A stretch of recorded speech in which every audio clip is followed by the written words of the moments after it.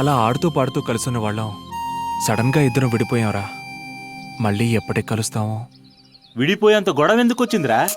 అదో పెద్ద కథ రా, నీకు తర్వాత చెప్తాను.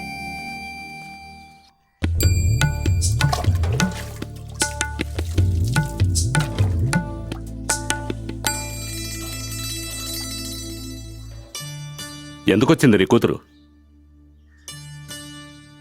అమ్మా నాన్న ముఖ్యం కాదు, కోరుకున్నవాడే ముఖ్యమని పోయిందిగా. ఇప్పుడెందుకు వచ్చిందో? మనం ఉన్నావా లేవని చూడటానికి వచ్చిందా, లేక కట్టుకున్న వాడితో తెగతములు చేసుకొచ్చిందా? మనల్ని చూడటానికి వచ్చింది. చూసింది కదా, ఇక వెళ్ళిపోవచ్చుగా.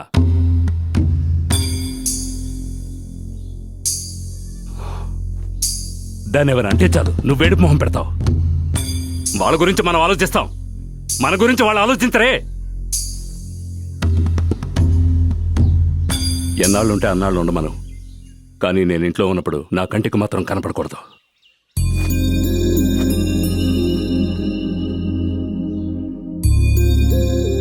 అమ్మా అన్నం పెట్టమ్మా, షెడ్కి వెళ్ళాలి. సుశీల పళ్ళెం తీసుకురా.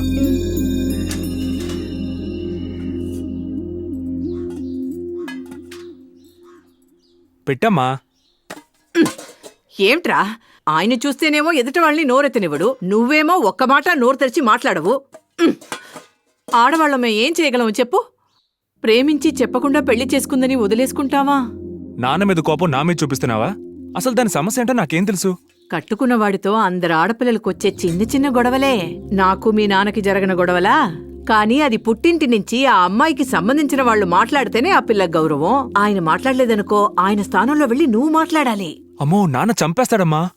అయితే మీ అక్క ఇక్కడే ఉండాలంటావా?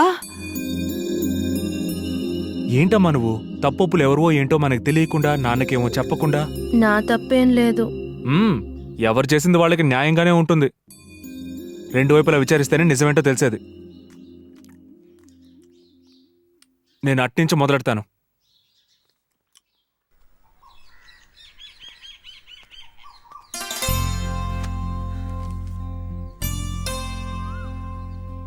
ఒరే మావా, నేను వచ్చేదాకా లెక్కలు కరెక్ట్గా చూసుకోరా.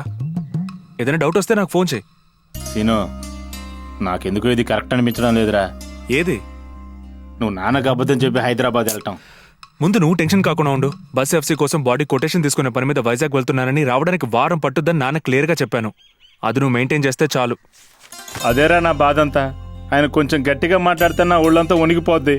అబద్ధం చెప్తే నాన్న చంపేస్తాడు. అది నువ్వు చెప్పావని తెలిసిందనుకో, ఇక అంతే. ఏమవుతుందో ఏమో అర్థం కావటం లేదు. నీతో పాటు నన్ను అబద్ధం ఆడమంటున్నావు. ఒక మంచి కోసం ఆడే అబద్ధం నిజంతో సమానంరా. నువ్వు మేనేజ్ చేయి. ఏ ప్రాబ్లం వచ్చినా నేను చూసుకుంటాను. వస్తానరా. అలాగే మామా. చెప్పేవాడికి తేలిగ్గానే ఉంటది, చేసేవాడికి కదా తెలిసే. హైదరాబాద్ వాళ్ళు మంచి మర్యాదస్తులని విన్నాను. ఇక్కడ ఓపెనింగ్ రివర్స్ లో ఉంది. హలో బాబు,